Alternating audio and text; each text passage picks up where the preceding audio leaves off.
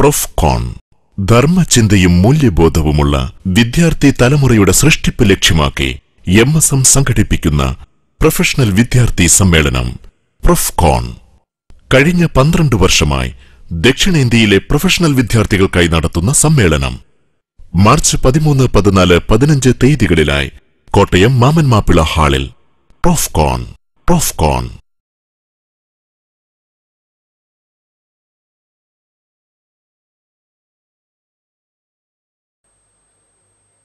السلام عليكم ورحمة الله وبركاته. الحمد لله رب العالمين والعاقبة للمتقين ولا عدوان إلا على الظالمين والصلاة والسلام على رسوله النبي الكريم وعلى آله وصحبه أجمعين أما بعد. വേദിയിലെ വിശിഷ്ട വ്യക്തിത്വങ്ങളെ, പ്രിയമുള്ള സഹോദരന്മാരെ, സഹോദരികളെ, അല്ലാഹു സുബ്ഹാനഹു വ തആലയുടെ അപാരമായ അനുഗ്രഹത്താൽ 2-3 ദിവസങ്ങളിലായി ഇവിടെ നടക്കുന്ന ഈ സമ്മേളനത്തിൽ പങ്കെടുക്കുവാനും ദീനീയായ കാര്യങ്ങൾ മനസ്സിലാക്കാനും അവസരം ലഭിച്ചതിന് അല്ലാഹുവിന് ശുക്ർ അർപ്പിച്ചുകൊണ്ടായിരിക്കണം ഈ സന്ദർഭങ്ങൾ നിങ്ങൾ കഴിച്ചുകൂട്ടേണ്ടത് എന്ന് ഇവിടെ ഒരുപക്ഷെ നടത്തിയിട്ടുള്ള ഓർമ്മപ്പെടുത്തലുകൾ ഒന്നുകൂടെ പുതുക്കുകയാണ്.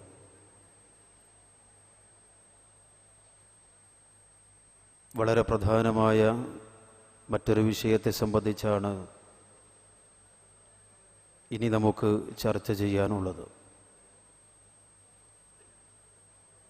അതുകൊണ്ട് തന്നെ അതിൻ്റേതായ പ്രാധാന്യം കണക്കിലെടുത്തുകൊണ്ട് പ്രവാചകൻ സല്ലല്ലാഹു അലൈഹി വസല്ലമയുടെ ചര്യയുമായി ബന്ധപ്പെട്ട കാര്യങ്ങൾ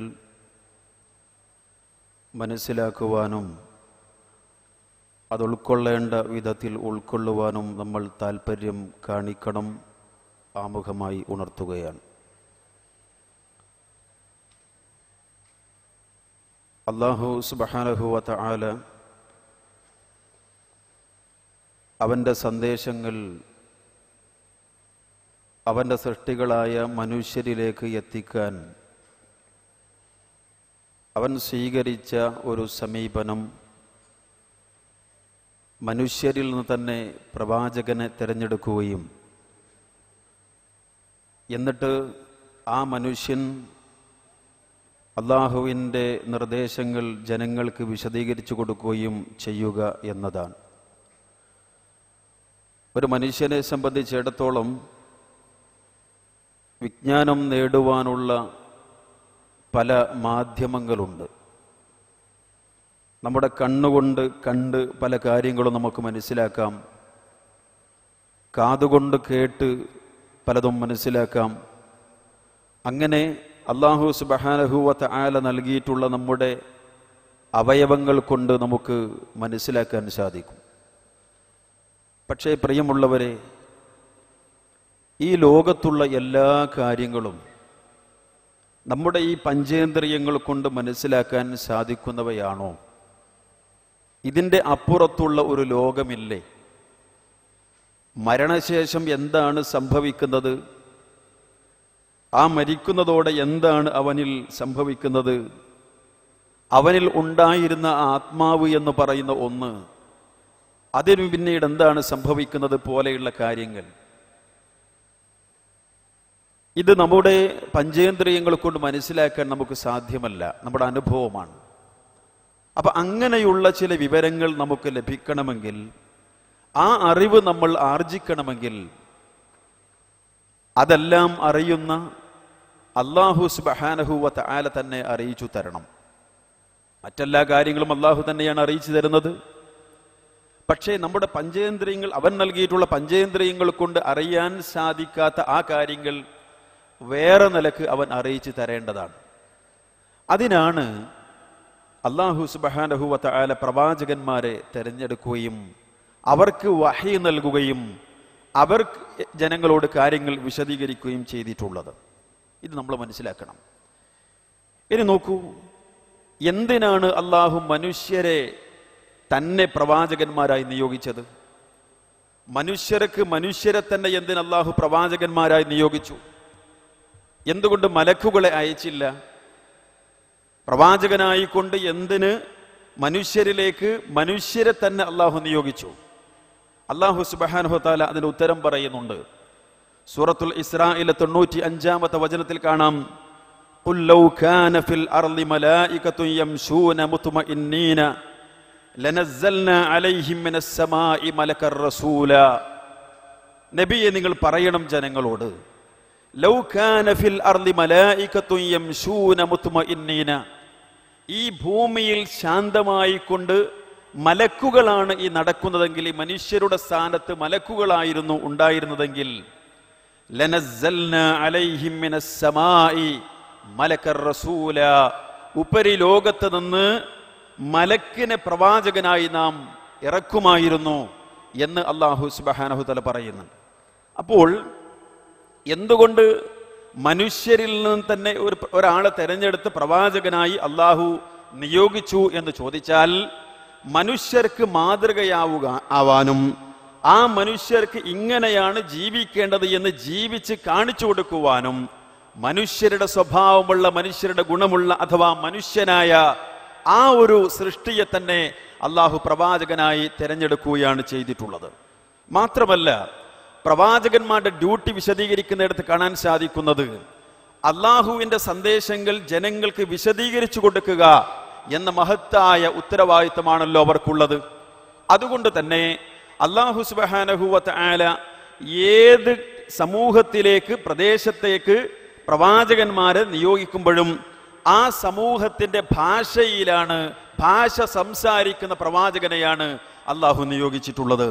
സൂറത്ത് ഇബ്രാഹിമിലെ 4-ാമത്തെ വചനം, വമാ അർസൽനാ മിർ റസൂലിൻ ഇല്ലാ ബിലിസാനി ഖൗമിഹി ലിയുബയ്യിന ലഹും എന്ന് പറഞ്ഞുകൊണ്ട് അള്ളാഹു വിശദീകരിക്കുന്നുണ്ട്. ഏതൊരു സമൂഹത്തിലേക്കും എവിടേക്കും നമ്മൾ ഒരു പ്രവാചകനെ നിയോഗിച്ചിട്ടുണ്ടെങ്കിൽ അത് ഇല്ലാ ബിലിസാനി ഖൗമിഹി, ആ സമൂഹത്തിന്റെ ഭാഷ സംസാരിക്കുന്ന അവസ്ഥയിൽ മാത്രമാണ്, അങ്ങനെ മാത്രമാണ് അയച്ചിട്ടുള്ളത്. ലിയുബയ്യിന ലഹും, ആ പ്രവാചകൻ അവർക്ക് കാര്യങ്ങൾ വിശദീകരിച്ചു കൊടുക്കാൻ വേണ്ടി എന്ന്. അപ്പൊ ഒന്നാമതായി നമ്മൾ മനസ്സിലാക്കേണ്ടത്, അള്ളാഹുവിന്റെ പ്രവാചകന്മാർ, അള്ളാഹു സുബ്ഹാനഹു വ തആല പ്രവാചകന്മാരെ എന്തിന് നിയോഗിച്ചു? പ്രവാചകത്വവുമായി ബന്ധപ്പെട്ട്, പ്രവാചകന്റെ ചര്യയുമായി ബന്ധപ്പെട്ടൊക്കെ മനസ്സിലാക്കുമ്പോൾ ആദ്യമായി ശ്രദ്ധയിൽപ്പെടുത്താനുള്ളത്, എന്തിന് അള്ളാഹു പ്രവാചകന്മാരെ നിയോഗിച്ചു? അതെ, ദൈവിക സന്ദേശങ്ങൾ, അള്ളാഹുവിന്റെ സന്ദേശങ്ങൾ ജനങ്ങൾക്ക് വിശദീകരിച്ചു കൊടുക്കാൻ. രണ്ടാമത്തൊരു കാര്യം, എല്ലാ സമൂഹങ്ങളിലേക്കും സമുദായങ്ങളിലേക്കും അള്ളാഹു പ്രവാചകനെ നിയോഗിച്ചിട്ടുണ്ട്. സൂറത്ത് യൂനുസിലെ 47-ാമത്തെ വചനം, വലികുല്ലി ഉമ്മത്തിൻ റസൂൽ, വലികുല്ലി ഉമ്മത്തിൻ റസൂൽ, എല്ലാ സമൂഹത്തിലേക്കും ഒരു റസൂൽ ഉണ്ടായിട്ടുണ്ട്. അതുപോലെ തന്നെ സൂറത്ത് ഫാത്തിറിലെ മറ്റൊരു വചനം, വഇമ്മിൻ ഉമ്മത്തിൻ ഇല്ലാ ഖലാ ഫീഹാ നദീർ, ഏതൊരു സമൂഹമാണെങ്കിലും അതിലേക്ക്, ആ സമൂഹത്തിലേക്ക് നദീർ, താക്കീത് നൽകുന്ന, മുന്നറിയിപ്പ് നൽകുന്ന ഒരാൾ കഴിഞ്ഞു പോയിട്ടല്ലാതെ ഒരു സമൂഹവും കഴിഞ്ഞു പോയിട്ടില്ല എന്ന് അല്ലാഹു സുബ്ഹാനഹു വ തആല പറയുകയാണ്. വളരെ ചുരുക്കി പറയുകയാണ്, സമയം വളരെ പരിമിതമാണ്. ചില പോയിന്റുകളായി മാത്രം നിങ്ങളുടെ മനസ്സിലേക്ക് ഇട്ടു തരുന്നു. മൂന്നാമത്തെ കാര്യം, നമ്മൾ പ്രവാചകന്മാരെ സംബന്ധിച്ച് എടുക്കേണ്ട സമീപനം എന്താണ്? ഈ ലോകത്ത് നിയോഗിതരായ മുഴുവൻ പ്രവാചകന്മാരിലും നമ്മൾ വിശ്വസിക്കണം. മുഴുവൻ പ്രവാചകന്മാരിലും നമ്മൾ വിശ്വസിക്കണം. എങ്ങനെയാണ്? ഒരു പ്രവാചകനെ പോലും നമ്മൾ തള്ളിപ്പറയാനോ ആ പ്രവാചകനെ അവിശ്വസിക്കാനോ പാടില്ല. എല്ലാ പ്രവാചകന്മാരിലും വിശ്വസിക്കണം. വിശ്വാസികളെ സംബന്ധിച്ച് റസൂലുള്ളാഹി സ്വല്ലല്ലാഹു അലൈഹി വസല്ലമയുടെയും വിശ്വാസികളുടെയും ഒക്കെ വിശ്വാസത്തെ സംബന്ധിച്ച് അല്ലാഹു പറഞ്ഞെടുത്ത് കാണാം, ആമന റസൂലു ബിമാ ഉൻസില ഇലൈഹി മിർ റബ്ബിഹി വൽ മുഅ്മിനൂന കുല്ലുൻ ആമന ബില്ലാഹി വമലായികതിഹി വകുതുബിഹി വറുസുലിഹി എന്നിങ്ങനെ പറഞ്ഞുകൊണ്ട് അല്ലാഹു വിശദീകരിക്കുന്നു. സൂറത്തുൽ ബഖറയുടെ അവസാന ഭാഗത്ത് കാണാം, പ്രവാചകനും അതുപോലെ വിശ്വാസികളായ ആളുകളുമൊക്കെ അവർ വിശ്വസിച്ചിരിക്കുന്നു. ആമന ബില്ലാഹി വമലായികതിഹി വകുതുബിഹി വറുസുലിഹി, അല്ലാഹുവിലും അല്ലാഹുവിന്റെ മലക്കുകളിലും അല്ലാഹുവിന്റെ ഗ്രന്ഥങ്ങളിലും അല്ലാഹുവിന്റെ പ്രവാചകന്മാരിലും വിശ്വസിച്ചിരിക്കുന്നു. അപ്പൊ നമ്മൾ എന്ത് ചെയ്യണം? എല്ലാ പ്രവാചകന്മാരിലും വിശ്വസിക്കണം. ഇനി അടുത്തൊരു കാര്യം, വിശുദ്ധ ഖുർആനിൽ നമുക്കറിയാം 25 പ്രവാചകന്മാരുടെ പേരുകളാണ് പറഞ്ഞിട്ടുള്ളത്. 25 പ്രവാചകന്മാരുടെ പേരുകളാണ് പറഞ്ഞിട്ടുള്ളത്. ഖുർആനിൽ പരാമർശിച്ചിട്ടുള്ള, പേരെടുത്തുകൊണ്ട് പരാമർശിച്ചിട്ടുള്ള പ്രവാചകന്മാരിലും അല്ലാത്ത പ്രവാചകന്മാരിലും നമ്മൾ വിശ്വസിക്കണം. അല്ലാഹു സുബ്ഹാനഹു വ തആല കാര്യം പറഞ്ഞു. സൂറത്ത് ഗാഫിറിൽ കാണാം, അതുപോലെ സൂറത്തു നിസായിലൊക്കെ ഈ കാര്യം അല്ലാഹു വിശദീകരിക്കുന്നുണ്ട്. വലഖദ് അർസൽനാ റുസുലൻ മിൻ ഖബ്ലിക മിൻഹും മൻ ഖസസ്നാ അലൈക വമിൻഹും മൻ ലം നഖ്സുസ് അലൈക. നബിയേ, നാം വലഖദ് അർസൽനാ റുസുലൻ മിൻ ഖബ്ലിക, നിങ്ങൾക്ക് മുമ്പ് നാം പ്രവാചകന്മാരെ നിയോഗിച്ചിട്ടുണ്ട്. മിൻഹും മൻ ഖസസ്നാ അലൈക, അവരിൽ നിങ്ങൾക്ക് നാം വിവരിച്ച് തന്നവരുണ്ട്. വമിൻഹും മൻ ലം നഖ്സുസ് അലൈക, അതുപോലെ നാം താങ്കൾക്ക് വിശദീകരിച്ച് തരാത്ത പ്രവാചകന്മാരും ഉണ്ട്. നമ്മൾ എന്ത് ചെയ്യണം? അള്ളാഹു വിശദമായി പറഞ്ഞ പ്രവാചകന്മാരിലും അതുപോലെ പേരെടുത്ത് മാത്രം പരാമർശിച്ചിട്ടുള്ള പ്രവാചകന്മാരിലും അല്ലാത്ത പരാമർശിച്ചിട്ടില്ലാത്ത പ്രവാചകന്മാരിലും എല്ലാ പ്രവാചകന്മാരിലും വിശ്വസിക്കണം. ഇനി മറ്റൊരു കാര്യം, പ്രവാചകന്മാരൊക്കെ മാതൃകായോഗ്യരായിരുന്നു. പ്രവാചകന്മാർ മാതൃകായോഗ്യരായിരുന്നു. ഏതെങ്കിലും തെറ്റ് ചെയ്യാത്തവർ, ഇനി വല്ല അനഭിലഷണീയമായ വല്ലതും വന്നുപോയാൽ അല്ലാഹു സുബ്ഹാനഹു വ തആല തിരുത്തി കൊടുക്കുന്നവർ, അങ്ങനെയാണ് അല്ലാഹുവിന്റെ പ്രവാചകന്മാർ. അല്ലാഹു പറഞ്ഞില്ലേ, അല്ലാഹുവിന്റെ പ്രവാചകന്മാരെ സംബന്ധിച്ച് ഉലൈകല്ലദീന ഹദല്ലാഹ് ഫബിഹുദാഹു മുഖ്തദി, അവർ അല്ലാഹുവിന്റെ പ്രവാചകന്മാർ അല്ലാഹു സന്മാർഗത്തിലാക്കിയവരാണവർ. അതുകൊണ്ട് അവരുടെ ആ മാർഗത്തെ നീയും പിന്തുടരണം എന്ന് അല്ലാഹു സുബ്ഹാനഹു വ തആല പറഞ്ഞു. നമ്മൾ മനസ്സിലാക്കുക. അപ്പൊ പ്രവാചകന്മാരൊക്കെ മാതൃകായോഗ്യരായിരുന്നു, ആ നിലക്കുള്ള ജീവിതം നയിച്ച ആളുകളാണ് എന്നും പ്രവാചകന്മാരെ കുറിച്ച് നമ്മൾ മനസ്സിലാക്കുക. മറ്റൊരു കാര്യം, ലോകത്ത് വന്ന പ്രവാചകന്മാർ അഖിലവും പറഞ്ഞ അടിസ്ഥാന വിഷയങ്ങൾ ഒന്നായിരുന്നു. പ്രധാനമായി 3 കാര്യങ്ങൾ. ഒന്ന് തൗഹീദ്, മറ്റൊന്ന് ആഖിറത്ത്, മറ്റൊന്ന് റിസാലത്ത്. തൗഹീദ് എന്ന് പറഞ്ഞാൽ അല്ലാഹു സുബ്ഹാനഹു വ തആല മാത്രമേ ആരാധ്യനുള്ളൂ, അവന് മാത്രമേ ആരാധനയുടെ എല്ലാ വശങ്ങളും അർപ്പിക്കാൻ പാടുള്ളൂ എന്നത് ഈ ലോകത്ത് വന്നിട്ടുള്ള മുഴുവൻ പ്രവാചകന്മാരും അവരുടെ സമൂഹത്തെ അറിയിച്ചിട്ടുണ്ട്, പഠിപ്പിച്ചിട്ടുണ്ട്. മറ്റൊന്ന്, ഈ ലോകത്തെ ജീവിതം അവസാനിപ്പിച്ച് മറ്റൊരു ജീവിതത്തിലേക്ക് പോകാനുള്ളവരാണ്, മരിക്കാനുള്ളവരാണ് എന്ന കാര്യവും പറയാതെ ഒരു പ്രവാചകനും പോയിട്ടില്ല. അതുപോലെ റസൂൽ ഒരു സമൂഹത്തിലേക്ക് വരുമ്പോ, ഒരു നബി സമൂഹത്തിലേക്ക് വരുമ്പോ ആ പ്രവാചകൻ പ്രവാചകനാണ് എന്നതിൽ സമൂഹം വിശ്വസിക്കണമെന്നും ആ സമൂഹത്തോട് ആ പ്രവാചകന്മാർ പറഞ്ഞിട്ടുണ്ട്. അപ്പൊ തൗഹീദ്, ആഖിറത്ത്, റിസാലത്ത്, ഈ 3 അടിസ്ഥാന കാര്യങ്ങൾ എല്ലാ പ്രവാചകന്മാരും അവരുടെ സമൂഹത്തോട് പറഞ്ഞിട്ടുണ്ട്. ഇനി പ്രവാചകന്മാരുമായി ബന്ധപ്പെട്ട അടുത്തൊരു കാര്യം, പ്രവാചകന്മാർക്ക് മുഅ്ജിസത്തുണ്ടായിരുന്നു. എന്താണ് മുഅ്ജിസത്ത്? പ്രവാചകന്മാർ പ്രവാചകനാണ് എന്ന് ആ സമൂഹത്തിന് സമൂഹത്തിന് ബോധ്യമാവാൻ തോന്നുകയല്ല, ആ സമൂഹത്തിന് ബോധ്യമാവാൻ വേണ്ടി വ്യക്തമായ ആയാത്ത്, ദൃഷ്ടാന്തങ്ങൾ അല്ലാഹു സുബ്ഹാനഹു വ തആല അവരിലൂടെ വെളിപ്പെടുത്തിയിരുന്നു, ആ പ്രവാചകന്മാരിലൂടെ. അതിനാണ് മുഅ്ജിസത്ത് എന്ന് പറയുന്നത്.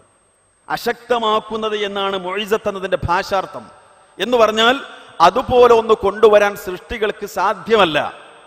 റസൂലുള്ളാഹി സ്വല്ലല്ലാഹു അലൈഹി വസല്ലമയുടെ ഏറ്റവും വലിയൊരു മുഅ്ജിസത്ത് നമുക്കറിയാം, വിശുദ്ധ ഖുർആൻ തന്നെയാണ്. എന്ന് പറഞ്ഞാൽ ആ ഖുർആനിനെ പോലെ ഒന്ന് കൊണ്ടുവരാൻ ഒരാൾക്കും സാധ്യമല്ല. ഖുർആൻ വളരെ കൃത്യമായ വെല്ലുവിളി ആ വിഷയത്തിൽ നടത്തിയതാണ്. 1400 ചില്ലാനും വർഷങ്ങൾക്ക് മുമ്പ് ഉണ്ടായിട്ടുള്ള വെല്ലുവിളി ഇപ്പോഴും നിലനിൽക്കുന്നുണ്ട്, നമുക്കറിയാം. അപ്പോ മുഅ്ജിസത്ത് എന്ന് പറഞ്ഞാൽ ഒരു പ്രവാചകൻ ഒരു സമൂഹത്തിലേക്ക് നിയോഗിതനാകുമ്പോൾ അദ്ദേഹം പ്രവാചകൻ തന്നെയാണ് എന്ന് ആളുകൾക്ക് മനസ്സിലാവാൻ ബോധ്യമാവാൻ ഉള്ള ചില ദൃഷ്ടാന്തങ്ങളാണ്, തെളിവുകളാണ് ആ മുഅ്ജിസത്തുകൾ എന്ന് പറയുന്നത്. അത് ആ പ്രവാചകന്മാരിലൂടെ അല്ലാഹു സുബ്ഹാനഹു വ തആല വെളിപ്പെടുത്തുകയാണ്. മൂസാ നബി അലൈഹിസ്സലാത്തു വസ്സലാം അദ്ദേഹം അള്ളാഹുവിന്റെ കൽപ്പന പ്രകാരം നിലത്ത് വടിയിട്ടാൽ അത് പാമ്പായി ഇഴയുന്നു അല്ലേ? അതുപോലെ മുഅ്ജിസത്തുകൾ അതിന് ഉദാഹരണമാണ്. ഇനി മറ്റൊരു കാര്യം, ആ പ്രവാചകന്മാർക്ക് അല്ലാഹു സുബ്ഹാനഹു വ തആല ഗ്രന്ഥങ്ങൾ നൽകിയിട്ടുണ്ട്. അതുപോലെ തന്നെ അള്ളാഹു ഈ ലോകത്തെ നിയോഗിച്ചിട്ടുള്ള പ്രവാചകന്മാരിൽ അവസാനത്തെ പ്രവാചകൻ നമുക്കറിയാവുന്ന പോലെ, നമ്മളൊക്കെ വിശ്വസിക്കുന്ന പോലെ മുഹമ്മദ് മുസ്തഫ സല്ലല്ലാഹു അലൈഹി വസല്ലമയാണ്. അപ്പൊ നമ്മൾ ശ്രദ്ധിക്കേണ്ടത്, ഈ പ്രവാചകന്മാരെ കുറിച്ച് നമ്മൾ വിശ്വസിക്കുമ്പോൾ ഏറ്റവും പ്രധാനമായി ഉണ്ടാകേണ്ട ഒരു കാര്യം, ഈ പ്രവാചകന്മാർ അഖിലവും അള്ളാഹുവിന്റെ സന്ദേശങ്ങൾ വിശദീകരിക്കാൻ വന്നവരാണ്. അവർ എല്ലാവരും നമ്മൾ വിശ്വസിക്കേണ്ടതുണ്ട്. അങ്ങനെ അവർക്ക് ഗ്രന്ഥം നൽകപ്പെട്ടിട്ടുണ്ട്. ഇങ്ങനെ വന്നിട്ട് അവസാനത്തെ പ്രവാചകൻ മുഹമ്മദ് നബി സല്ലല്ലാഹു അലൈഹി വസല്ലമയാണ് എന്ന് നമ്മൾ വിശ്വസിക്കുന്നു. ഇനിയോ റസൂലുള്ളാഹി സല്ലല്ലാഹു അലൈഹി വസല്ലം അവിടുത്തെ അവസാനത്തെ പ്രവാചകനാണ് എന്ന് അറിയിച്ചുകൊണ്ട് ഒരു ഉദാഹരണത്തിലൂടെ പഠിപ്പിക്കുകയുണ്ടായി. ഒരു മനുഷ്യൻ നല്ലൊരു വീടുണ്ടാക്കി, നല്ല ഇഷ്ടിക കൊണ്ടുള്ള വീടാണ്. അങ്ങനെ എല്ലാം ശരിയാണ്, അതിന്റെ എല്ലാ പണിയും കഴിഞ്ഞിട്ട്, പക്ഷേ ഒരു ഇഷ്ടിക മാത്രം വെക്കേണ്ട സ്ഥലം അത് ഒഴിച്ചിട്ടിരിക്കുകയാണ്. അവിടെ മാത്രമില്ല. ആളുകൾ സ്വാഭാവികമായി ഇത് കണ്ട അഭിപ്രായം പറയുന്നു, ഈ ഇഷ്ടിക കൂടെ ഇവിടെ വെച്ചിരുന്നെങ്കിൽ എന്ത് ഭംഗിയായിരുന്നു, ഇത് പൂർണ്ണമായിരുന്നുവല്ലോ എന്ന്. എന്നിട്ട് റസൂലുള്ളാഹി സ്വല്ലല്ലാഹു അലൈഹി വസല്ലം പറഞ്ഞു, ആ സ്ഥാനത്താണ് ഞാൻ, പ്രവാചകന്മാരുടെ ആ ശൃംഖലയിൽ അവസാനത്തെ വ്യക്തിയാണ് ഞാൻ എന്ന് റസൂലുള്ളാഹി സ്വല്ലല്ലാഹു അലൈഹി വസല്ലം പഠിപ്പിക്കുകയുണ്ടായി. അപ്പൊ നമ്മൾ ശ്രദ്ധിക്കുക, ഈ നിലക്ക് പ്രവാചകന്മാരിലുള്ള വിശ്വാസത്തിൽ അവസാനത്തെ പ്രവാചകൻ നബി സല്ലല്ലാഹു അലൈഹി വസല്ലം അതൊരു പ്രത്യേക സമൂഹത്തിലേക്ക്, അറേബ്യയിലെ ജനങ്ങളിലേക്ക് മാത്രമല്ല, കാഫത്തൽ ലിന്നാസി, മുഴുവൻ ജനങ്ങൾക്ക്, അതുപോലെ തന്നെ വമാ അർസൽനാക ഇല്ലാ റഹ്മത്തൽ ലിൽ ആലമീൻ, ലോകർക്ക് അനുഗ്രഹമായി കൊണ്ടല്ലാതെ നിങ്ങൾ നാം നിയോഗിച്ചിട്ടില്ല, അയച്ചിട്ടില്ല എന്നിങ്ങനെയുള്ള പരാമർശങ്ങൾ പരിശോധിക്കുമ്പോൾ മൊത്തത്തിൽ പ്രവാചകൻ സല്ലല്ലാഹു അലൈഹി വസല്ലമയ്ക്ക് ശേഷമുള്ള മുഴുവൻ സമൂഹത്തിലേക്കുമാണ് നബി സല്ലല്ലാഹു അലൈഹി വസല്ലം നിയോഗിതനാകുന്നത്. ഒരു ഹദീസ് ശ്രദ്ധിക്കുക ആ വിഷയത്തിൽ. പ്രവാചകൻ സല്ലല്ലാഹു അലൈഹി വസല്ലം പറഞ്ഞു, വല്ലദീ നഫ്സി ബിയദിഹി, എന്റെ ആത്മാവ് ആരുടെ കയ്യിലാണോ ആ അല്ലാഹു തന്നെയാണ് സത്യം. ലാ യസ്മഉ ബി മിൻ ഹാദിഹിൽ ഉമ്മത്തി യഹൂദിയുൻ വലാ നസ്റാനിയുൻ സുമ്മ ലാ യുഅ്മിനു ബി ഇല്ലാ ദഖലൻ നാർ. എന്റെ സമൂഹത്തിലെ എനിക്ക് ശേഷം വന്നിട്ടുള്ള ഒരു ജൂതനോ ക്രൈസ്തവനോ എന്നെക്കുറിച്ച് കേട്ടിട്ട് എന്നിൽ വിശ്വസിച്ചിട്ടില്ലെങ്കിൽ ആ വ്യക്തി നരകത്തിൽ പ്രവേശിക്കുമെന്ന്.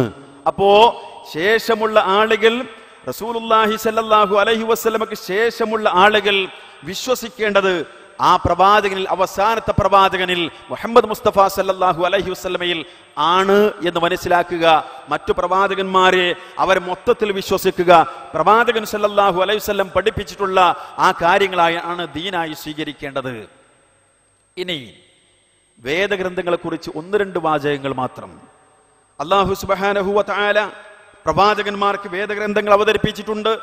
പ്രധാനമായി നമുക്കറിയാവുന്ന പോലെ മൂസാ നബി അലൈഹിസ്സലാത്തു വസ്സലാമിന്റെ തൗറാത്ത്, അതേപോലെ തന്നെ ദാവൂദ് അലൈഹിസ്സലാത്തു വസ്സലാമിന്റെ സബൂർ, ഈസാ നബി അലൈഹിസ്സലാത്തു വസ്സലാമിന്റെ ഇഞ്ചീൽ, മുഹമ്മദ് മുസ്തഫ സല്ലല്ലാഹു അലൈഹി വസല്ലമക്ക് അവതരിപ്പിച്ചിട്ടുള്ള വിശുദ്ധ ഖുർആൻ നമുക്കറിയാവുന്ന കാര്യങ്ങളാണ്. ഇതിലൊക്കെ ഈ മുമ്പ് കഴിഞ്ഞിട്ടുള്ള വേദഗ്രന്ഥങ്ങളെ കുറിച്ച് മൊത്തത്തിലുള്ള ഒരു വിശ്വാസം നമുക്കുണ്ടാവണം. പക്ഷെ എന്തുണ്ടായി? അതിലൊക്കെ പലരും കടത്തിക്കൂട്ടലുകൾ നടത്തി, കൈകടത്തലുകൾ നടത്തി, ഇല്ലാത്തതിലേക്ക് കൂട്ടിച്ചേർത്തു, ഉള്ളത് പലതും ഒഴിവാക്കി. ഈ ഒരു അവസ്ഥ മുൻ വേദഗ്രന്ഥങ്ങൾ ഉണ്ടായി. എന്നാൽ വിശുദ്ധ ഖുർആനിൽ അങ്ങനെ ഒരു സംഭവം ഒരിക്കലും വരികയില്ല. ഇന്നാ നഹ്നു നസ്സൽന ദിക്റ വ ഇന്നാ ലഹു ലഹാഫിളൂൻ. നാമാണ് ഈ വിശുദ്ധ ഖുർആൻ അവതരിപ്പിച്ചത്. ആ ദിക്ർ, ആ ഉത്ബോധനം നാമാണ് അവതരിപ്പിച്ചത്. വ ഇന്നാ ലഹു ലഹാഫിളൂൻ, നാം തന്നെ അതിനെ സംരക്ഷിക്കുകയും ചെയ്യും എന്ന് അല്ലാഹു സുബ്ഹാനഹു വ തആല പറഞ്ഞതാണ്. അതുപോലെ സൂറത്ത് ഫുസ്സിലത്തിൽ കാണാം, വ ഇന്നഹു ലകിതാബുൻ അസീസ്, അത് മഹത്തായ പ്രതാപപൂർണമായ ഗ്രന്ഥമാകുന്നു. ലാ യഅതീഹിൽ ബാതിൽ മിൻ ബൈനി യദൈഹി വലാ മിൻ ഖൽഫിഹി, മുന്നിൽ നിന്നോ പിന്നിൽ നിന്നോ അതിലേക്ക് ബാത്തില്, അർത്ഥശൂന്യമായത്, നിരർത്ഥകമായത് കടന്നു വരില്ല എന്ന് അല്ലാഹു സുബ്ഹാനഹു വ തആല പറഞ്ഞതാണ് എന്നതും ആ വിഷയത്തിൽ നമ്മൾ ശ്രദ്ധിക്കുക. അതുപോലെ തന്നെ വിശുദ്ധ ഖുർആൻ ദൈവിക ഗ്രന്ഥമാണ്, അള്ളാഹുവിന്റെ ഗ്രന്ഥമാണ്. ഇതിൽ നമുക്ക് മനസ്സിലാക്കാൻ, വളരെ എളുപ്പത്തിൽ മനസ്സിലാക്കാൻ, പ്രത്യേകിച്ച് നിങ്ങളുടെ കോഴ്സുമായി ബന്ധപ്പെട്ടുകൊണ്ട് നിങ്ങൾ പഠിക്കുമ്പോൾ ഓരോ രംഗം പഠിക്കുമ്പോഴും ഖുർആനിൽ അത്ഭുതങ്ങൾ നമുക്ക് കാണാൻ സാധിക്കില്ലേ? ഖുർആൻ ഈ സമൂഹത്തോട് നടത്തിയ അതിഗംഭീരമായ വെല്ലുവിളികൾ മാത്രമല്ല, റസൂലുള്ളാഹി സ്വല്ലല്ലാഹു അലൈഹി വസല്ലം നിയോഗിതനാകുന്ന സമയത്ത് അവിടെ അറബി സാഹിത്യത്തിൽ വളരെ ഉന്നതിയിൽ കഴിഞ്ഞിരുന്ന മനുഷ്യന്മാരുണ്ടായിരുന്നു. ഇന്നും അറബി പഠിക്കുവാനും പഠിപ്പിക്കുവാനും നമ്മുടെ കോളേജുകളിലും സർവകലാശാലകളിലും ഉപയോഗിച്ചുകൊണ്ടിരിക്കുന്ന അന്നത്തെ പല കവിതകളുമാണ് എന്ന് പറയുമ്പോൾ ആ സാഹിത്യത്തിന്റെ ഭംഗിയും അതിന്റെ അർത്ഥവും എത്രമാത്രമെന്ന് നമ്മൾ മനസ്സിലാക്കുക.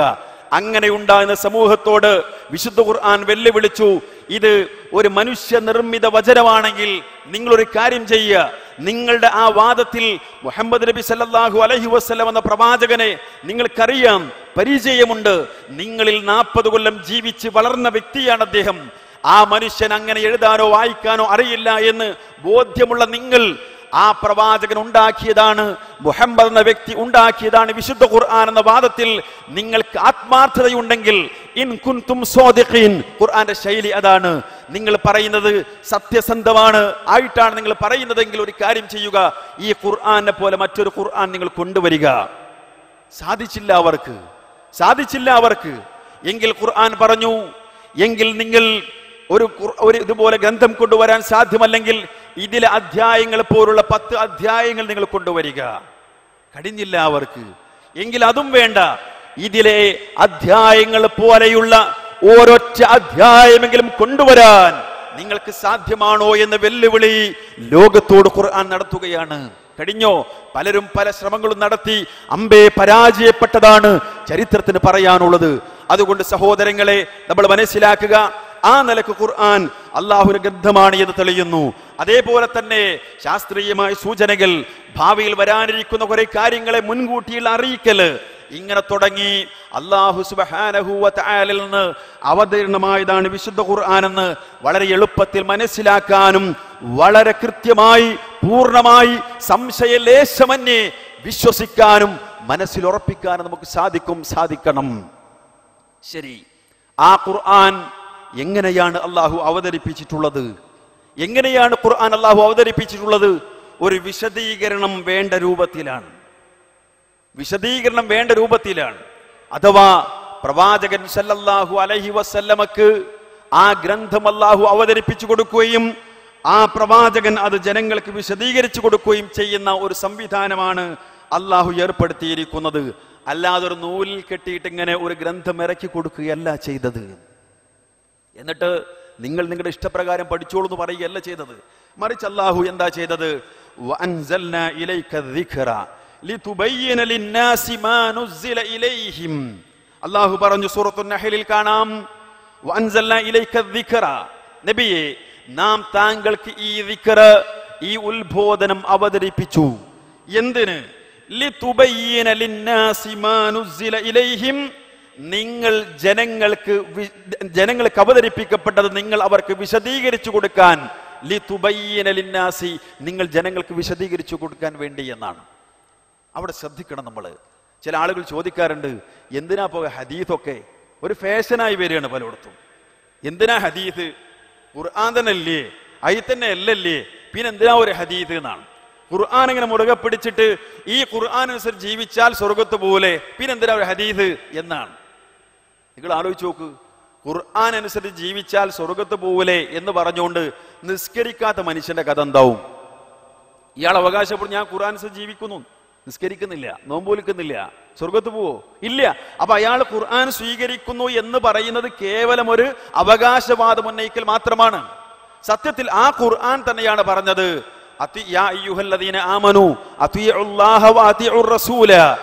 വിശ്വാസികളെ, നിങ്ങൾ അള്ളാഹുവിനെ മാത്രമല്ല അള്ളാഹുവിന്റെ പ്രവാചകനെ അള്ളാഹുവിനെ അനുസരിക്കുക, അവന്റെ റസൂലിനെയും അനുസരിക്കുക. മറ്റൊരു സ്ഥലത്ത് അതിന്റെ ബാക്കിയായിട്ട് അല്ലാഹു പറയുകയാണ്,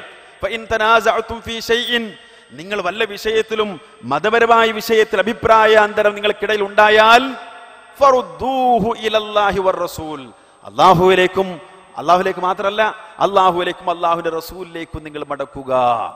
അപ്പൊ എന്താണ് പ്രവാചകൻ സല്ലല്ലാഹു അലൈഹി വസല്ലം വന്നിട്ട് ഖുർആൻ നമുക്ക് ഇങ്ങനെ പാരായണം ചെയ്ത് തരിക എന്നത് മാത്രമല്ല ചെയ്തത്, മറിച്ച് അത് വിശദീകരിച്ചു, അത് പഠിപ്പിച്ചു. അതാണ് അല്ലാഹു പറഞ്ഞത്, ഹുവല്ലദീ ബഅസ ഫിൽ ഉമ്മiyyin റസൂലൻ മിൻഹും യത്ലൂ അലൈഹിം ആയാതിഹി വയുസക്കീഹിം വയുഅല്ലിമുഹുൽ കിതാബ വൽ ഹിക്മ വഇൻ കാനൂ മിൻ ഖബ്ലു ലഫീ ളലാലിൻ മുബീൻ.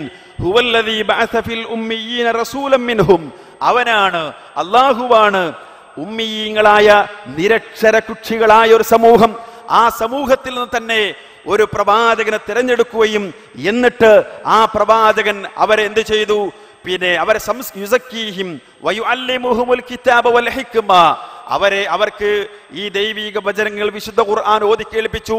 യത്ലു അലൈഹിം ആയാതിഹി, അവർക്കത് പാരായണം ചെയ്തു കൊടുത്തു. വയുസക്കീഹിം, അവരെ സംസ്കരിച്ചു.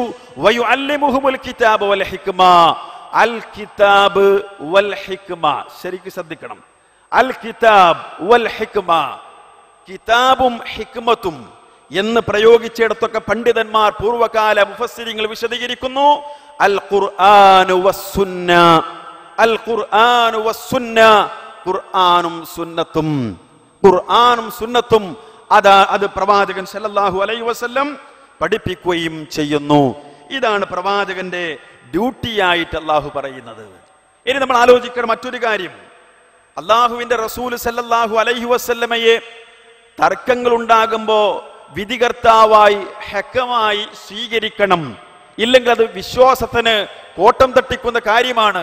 ഫലാ വറബ്ബിക ലാ യുഅ്മിനൂന ഹത്താ യുഹക്കിമൂക ഫീമാ ശജറ ബൈനഹും ثم لا يجدوا في أنفسهم حرجا مما قضيت ويسلموا تسليما. നബി സല്ലല്ലാഹു അലൈഹി വസല്ലമയോട് പറയുകയാണ്, പ്രവാചകരെ, താങ്കളെ അഭിപ്രായ വ്യത്യാസങ്ങൾ ഉണ്ടാകുമ്പോൾ ഹക്കമായി വിധികർത്താവായി സ്വീകരിക്കുകയും നിങ്ങൾ വിധിച്ച വിധിയിൽ യാതൊരു മാനസികമായ വിഷമവും പ്രയാസവും ഇല്ലാതെ പൂർണ്ണമായി അതിൽ സമ്മതിക്കുകയും ചെയ്യുന്നത് വരെ ലാ യുഅ്മിനൂന, അവർ വിശ്വാസികളല്ല എന്ന് അല്ലാഹു സുബ്ഹാനഹു വ തആല പറയുകയുണ്ടായി. അപ്പൊ റസൂലുള്ളാഹി സ്വല്ലല്ലാഹു അലൈഹി വസല്ലമയെ നമ്മൾ സ്വീകരിക്കണം, അവിടുത്തെ സുന്നത്ത് നമ്മൾ സ്വീകരിക്കണം. പിന്നെ നോക്ക്, നമ്മൾ വിശുദ്ധ ഖുർആനിൽ നിസ്കരിക്കണം എന്നുണ്ട്, നോമ്പ് നോൽക്കണം എന്നുണ്ട്, ഹജ്ജ് ചെയ്യണമെന്നുണ്ട്. അതിന്റെ വിശദാംശങ്ങൾ ഖുർആനിലുണ്ടോ? ഉണ്ടോ? ചില ആളുകൾ പറഞ്ഞല്ലോ, പിന്നെ ഒരു ഫാഷനായിട്ട് ചോദിക്കുക, ഖുർആൻ മാത്രം പോരെ, എന്തിനാണ് ഹദീസ്, എന്തിനാണ് ഹദീസ്? ഹദീസ് വേണ്ടതുണ്ട്, ഇല്ലെങ്കിൽ ഖുർആൻ പൂർണ്ണമായി മനസ്സിലാക്കുക സാധ്യമല്ല. ആ നിലക്കാണ് അള്ളാഹു അത് ഖുർആൻ ഇറക്കിയിട്ടുള്ളത്. നോക്ക്, നിങ്ങൾ നിസ്കരിക്കണം, എങ്ങനെ നിസ്കരിക്കണം, നിസ്കാരത്തിന്റെ തുടക്കം എങ്ങനെയാണ്, അവസാനം എങ്ങനെയാണ്, അത് ഖുർആനിൽ നിന്നാണോ ലഭിക്കുന്നത്, ഹദീസിൽ നിന്നാണ്? അതുപോലെ നോമ്പിന്റെ പൂർണ്ണമായ വിശദാംശങ്ങൾ, ഹദീസിന്റെ വിശദാംശങ്ങൾ ലഭിക്കുമോ? അത് ഹദീസിൽ നിന്നാണ്. അതുകൊണ്ടാണ് റസൂലുള്ളാഹി സ്വല്ലല്ലാഹു അലൈഹി വസല്ലം നിസ്കരിച്ച് കാണിച്ചു കൊടുത്തിട്ട് പറയുന്നത്, അതും പ്രവാചകൻ സല്ലല്ലാഹു അലൈഹി വസല്ലമക്ക് എങ്ങനെയാണ് നമസ്കാരത്തെ കുറിച്ച് ലഭിക്കുന്നത്. പ്രവാചകന്റെ ഇസ്രാ മിഅ്റാജിന്റെ സന്ദർഭത്തിൽ നമസ്കാരം നിർബന്ധമാക്കപ്പെട്ടു, നമുക്കറിയാം. ശേഷം ജിബ്രീൽ അലൈഹിസ്സലാത്തു വസ്സലാം എന്ന മലക്ക് പ്രവാചകന്റെ അരികിൽ വന്നുകൊണ്ട് നമസ്കാരം ചെയ്ത് കാണിച്ചു കൊടുത്തു. നമസ്കരിക്കേണ്ടത് എങ്ങനെയെന്ന് തുടക്കം മുതൽ ഒടുക്കം വരെ ചെയ്ത് കാണിച്ചു കൊടുത്തു. അത് ഖുർആനിൽ ലഭിക്കൂല പൂർണ്ണമായ രൂപം, അതിന് ഹദീസ് വേണ്ടതുണ്ട്. നോക്കൂ, നമ്മൾ അതേപോലെ ഓരോ വിഷയങ്ങൾ പ്രവാചകൻ പറഞ്ഞില്ലേ, സല്ലൂ കമാ റഅയ്തുമൂനി ഉസല്ലി, ഞാൻ നമസ്കരിക്കുന്നത് എപ്രകാരം നിങ്ങൾ കണ്ടുവോ അങ്ങനെ നിങ്ങൾ നിസ്കരിക്കുക. ഹജ്ജ് ചെയ്യുമ്പോഴോ ഖുദൂ അന്നി മനാസികക്കും, എന്നിൽ നിന്ന് നിങ്ങൾ ഹജ്ജിന്റെ കർമ്മങ്ങൾ സ്വീകരിക്കണമെന്ന് പ്രവാചകൻ സ്വല്ലല്ലാഹു അലൈഹി വസല്ലം വിശദീകരിച്ചു. ഓരോ കാര്യങ്ങളും അങ്ങനെയാണ്. ഇല്ലെങ്കിൽ നിങ്ങൾ ആലോചിച്ച് നോക്ക്, ഖുർആൻ മാത്രം മതി എന്ന് പറയുന്ന ആൾക്കാർക്ക് മത്സ്യം കഴിക്കാൻ പോലും പറ്റൂല. നിങ്ങൾ ആലോചിച്ചിട്ടുണ്ടോ? മീൻ തിന്നാൻ പറ്റൂല. എങ്ങനെ? അള്ളാഹു ഭക്ഷിക്കൽ ഹറാമാക്കി പറഞ്ഞെടുത്ത് കാണാം, ഹുരിമത്ത് അലൈക്കുമുൽ മൈത്തത്തു വദ്ദമു എന്നിങ്ങനെ പറഞ്ഞുകൊണ്ട് കുറെ കാര്യങ്ങൾ. മൈത്തത്ത്, ശവം. ഏത് ശവം? എല്ലാ ശവവും ഹറാമാണ്. മീനോ? മീന് നമ്മുടെയൊക്കെ നാട്ടിൽ സാധാരണ മീൻ പിടിച്ചു കഴിഞ്ഞാൽ ആദ്യം പിടിച്ചിട്ട് അറക്കലാണോ? ഇപ്പൊ സാധാരണ ഇപ്പോൾ ഒരു ശവമല്ലാത്ത അവസ്ഥ ഉണ്ടാവില്ല. എപ്പോഴാ? ഒരു ആട് അല്ലെങ്കിൽ കോഴി നമുക്ക് ശവമല്ല ഭക്ഷിക്കാൻ പറ്റിയ രൂപത്തിലാകുന്നത് അള്ളാഹുവിന്റെ നാമത്തിൽ അറുക്കുക, എന്നാൽ കഴിക്കാം അല്ലേ? മീനോ, നമ്മുടെ വലയിൽ കുടുങ്ങിയ മീന് അല്ലെങ്കിൽ ചൂണ്ടൊക്കെ കുടുങ്ങിയ മീൻ ആരെയും പിടിച്ചിട്ട് ബിസ്മില്ലാ ഇറക്കലുണ്ടോ? പക്ഷെ ഹദീസിലുണ്ട് അതിന്റെ വിശദാംശങ്ങൾ. കടലിനെ സംബന്ധിച്ച് പറഞ്ഞെടുത്ത് പോലെ ഹെല്ലു മൈത്തത്തുഹു എന്ന് കാണാം. അതിലെ ശവം എന്ന് പറഞ്ഞാൽ അതിൽ ചത്തിട്ടുള്ള ആ വസ്തുക്കള്, കടലിലുള്ള സാധനങ്ങളുണ്ടല്ലോ, അത് ഹലാലാണ് എന്ന് പറഞ്ഞുകൊണ്ട് മത്സ്യത്തെക്കുറിച്ച് റസൂലുള്ളാഹി സ്വല്ലല്ലാഹു അലൈഹി വസല്ലം വിശദീകരിച്ചു. ഹദീസ് വേണ്ട എന്ന് പറയുന്ന ആൾക്കാര് അവർക്ക് മീൻ തിന്നാളെ നിർവാഹം പോലും ഇല്ല എന്നത് ഇടയ്ക്ക് നിങ്ങൾ മനസ്സിലാക്കണം. സഹോദരങ്ങളെ, സമയം വളരെ കുറവായതുകൊണ്ട് വളരെ സംക്ഷിപ്തമായി ചില കാര്യങ്ങൾ മാത്രം സൂചിപ്പിച്ച് അവസാനിപ്പിക്കുകയാണ്. നിങ്ങൾ ആലോചിച്ച് നോക്കൂ, പ്രവാചകൻ സല്ലല്ലാഹു അലൈഹി വസല്ലമ ദീനായി പഠിപ്പിച്ച കാര്യങ്ങൾ ദീനായി നമ്മൾ സ്വീകരിക്കണം. ദീനായി പഠിപ്പിച്ച കാര്യങ്ങൾ ദീനായി സ്വീകരിക്കുക. ദീനായി പഠിപ്പിക്കാത്ത കാര്യങ്ങളോ അത് ദീനിന്റെ പേരിൽ നമുക്ക് വേണ്ട. നമ്മൾ ആലോചിക്കും, ഇവിടെ നമ്മൾ സുന്നത്ത് എന്നൊരു പദം നമ്മുടെ ചില ആളുകൾ തെറ്റിദ്ധരിച്ചിട്ടുണ്ട്. എന്താണെന്നറിയോ? സാധാരണ ഫർള് സുന്നത്ത് എന്ന് പറയുന്നൊരു സുന്നത്തുണ്ട്. അതെന്താണ്? ഇപ്പൊ ളുഹ്ർ നിസ്കരിക്കല് ഫർളാണ്, നിർബന്ധമാണ്. അതിന് ശേഷമുള്ളൊരു അതിന്റെ മുമ്പ് ശേഷമൊക്കെ ആയുള്ള റവാത്തിബ് നമസ്കാരങ്ങൾ, സുന്നത്തുകൾ, അത് സുന്നത്താണ് എന്ന് പറഞ്ഞാൽ എടുത്താ കൂലിണ്ട്, ഒഴിവാക്കിയ ശിക്ഷ ഇല്ല അല്ലേ? അപ്പൊ ചില ആളുകൾ ഹദീസിന് സുന്നത്തെന്ന് പ്രയോഗിക്കാറുണ്ട്. പക്ഷെ ആ അർത്ഥത്തിൽ ഈ സുന്നത്തിന് മനസ്സിലാക്കി അതിപ്പോ എന്താ, ഹദീസ് എന്ന സുന്നത്തല്ലേ, എടുത്താ കൂലിണ്ട്, ഒഴിവാക്കിയ ശിക്ഷ ഇല്ല എന്നല്ലേ? അങ്ങനെയല്ല, അത് മറ്റൊരു അർത്ഥപ്രകാരമാണ്. ഈ അർത്ഥപ്രകാരം നോക്കുമ്പോൾ സുന്നത്ത് എന്ന് പറഞ്ഞാൽ അത് ഖുർആനിന്റെ വിശദീകരണമാകുന്ന ഹദീസ്, അത് സ്വീകരിക്കൽ നിർബന്ധമാണ്. അത് പ്രവാചകൻ സല്ലല്ലാഹു അലൈഹി വസല്ലമയുടെ ഖൗല്, സംസാരം, അവിടുത്തെ പ്രവർത്തനം, അവിടുത്തെ അംഗീകാരം, ഈ നിലക്കാണ് സാധാരണ പ്രവാചകൻ സല്ലല്ലാഹു അലൈഹി വസല്ലമയുടെ ഹദീസുകൾ, ആ സുന്നത്തുകൾ ഉണ്ടാകുന്നത് എന്നും നമ്മൾ മനസ്സിലാക്കുക. ഇനി ബിദ്അത്തുകളുടെ കുറിച്ച് നമ്മുടെ സമീപനം എന്താണ്? ബിദ്അത്തുകളോട് നമ്മുടെ സമീപനം എന്താണ്? എങ്ങനെയായിരിക്കണം ബിദ്അത്തിനെ നമ്മൾ കാണേണ്ടത്? എപ്പോഴാണ് ഒരു കാര്യം ബിദ്അത്ത് ആകുന്നത്? ഇപ്പോ സാധാരണ പറയും, ഈ മൈക്ക് ഇത് റസൂലുള്ളാഹി നമ്മുടെ കാലത്തില്ല. ചില ആളുകൾ നമ്മൾ ചില വിഷയങ്ങളൊക്കെ പറഞ്ഞാൽ, ഉദാഹരണം പറയാം, സാന്ദർഭികമായിട്ട് പറയാം, നബിദിനാഘോഷം നടത്താൻ പാടില്ല, ബിദ്അത്താന്ന് പറഞ്ഞാൽ ഞങ്ങൾ മൈക്കിൽ പ്രസംഗിക്കുന്നില്ലേ എന്ന് ചോദിക്കും. അപ്പൊ അതും ബിദ്അത്താവണ്ടേ?